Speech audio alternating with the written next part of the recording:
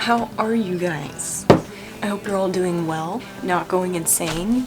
I just wanted to pop in today and make a quick Q&A video. Kind of just catch up, chat, show you, I guess, a little snippet into my life during quarantine. I don't really know. We're gonna see where this goes. I asked you guys over on my Instagram, if you're not following me, you should go do that to ask me some questions that I'm gonna answer them today. It's been a while since I've done a Q&A, and I don't know, I just thought it'd be fun. I've really been enjoying watching videos from other people who are kind of doing like chill vlogs while we're all stuck at home, so I thought I would contribute and make one of my own. I don't know where to start. Ooh, here's a good question from Caroline9. How do you balance making trendy content versus content you personally like but less popular?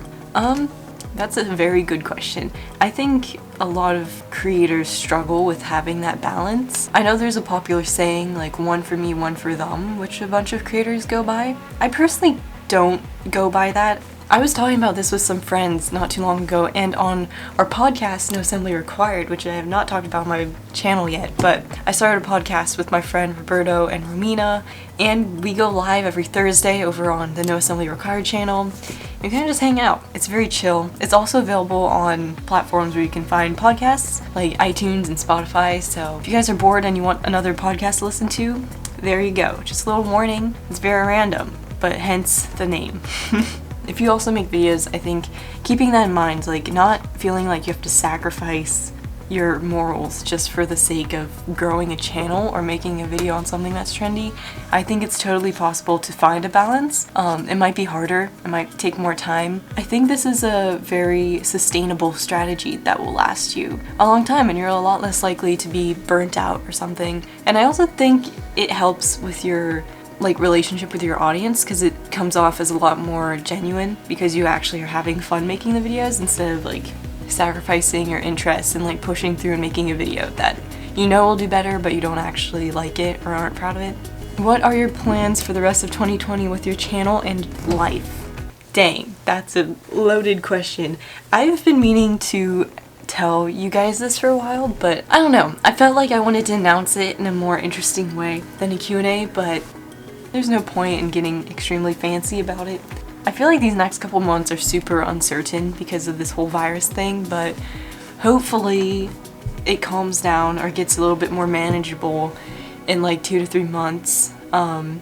Personally, I hope it calms down in the next 2 to 3 months because I'm planning on moving to LA. But yeah, it's finally happening. This year for me has kind of been like a preparation stage. Like I've been saving up, I've been building my freelance clientele, YouTube, so that I could be independent when I leave. And I'm super excited that I'm getting to that stage now where I'm like ready to take that step. I've also been waiting for the right opportunity to move out because I didn't want to move to California by myself. So I'm super excited. I'm moving in with 4 other people. I'm making a video about this, or about moving.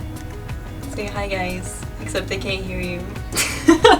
We're gonna rent a little house together in LA. I'm so freaking excited. It's gonna be interesting, but I feel like it's definitely the next step that I have to take, and it's been a long time coming.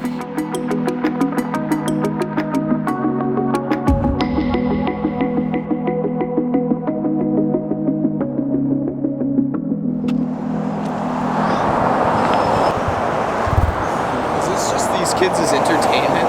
They just come here with their dad. What are we doing right now? No, but we're doing for your job. I don't think we're any better than they are right now. No, honestly. except for that. I don't think they're TikToking. They're just waving. I've got my cheese socks. Don't you like my socks? Is this love a waiting game? Where's my ND filter? There you are. I'm not forgetting it today. Oh no, my car is so green. Oh my god. Do I have to like disinfect that whole seat now that I put the thing on there? This feels very drastic, but at the same time, it feels ridiculous, but at the same time it's like I'd rather be overcautious, I guess, than mess up, right? Yeah, that seems about right. Okay, let's go somewhere where there's no people so I can film the end of this video or the beginning of this video. I don't know anymore what's going on. Whoa, okay, I am still trying to figure out this camera properly, so please bear with me. I know this vlog has been pretty random, but honestly, I've been enjoying watching people's vlogs of them just kind of chilling at home, making stuff with nothing. It's kind of cool. I like it a lot. It's a lot of like throwbacks from a lot of different creators, and I don't know. But I just wanted to talk real quick. I'm in the random parking lot. There's no one here. I've got the goods from the pharmacy here. They're in quarantine. I'm not touching that. I just wanted to pop in and talk real quick about how being unique is overrated. Like, I've always wanted to find something that is uniquely mine. Come up with something completely new that is like, it's never been seen before on this platform. And the reality is, it's really hard to do that. I think one of the most important things you can do as a creator is try and find something that's original to you and like build your own, pioneer something in your own way. But it doesn't have to be as complicated as you think it is. That's definitely something that's been getting in my way, especially when you're sitting at home and you have so much time to overthink and overanalyze everything that you're doing.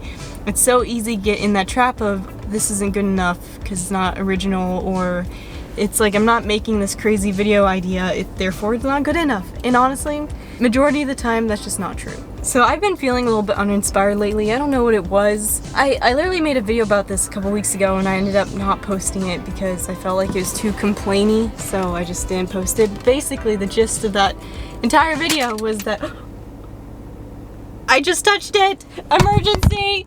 Emergency! Oh my god! Why did I do that? I'm definitely overreacting, but I was like, don't touch the package, and then I touched it. No! Wow. Okay, I just hand sanitized. Hopefully we're in the clear. The irony. They're in quarantine. I'm not touching that. It's like, I'm not gonna touch it, and then I just slap it for no reason while I'm talking.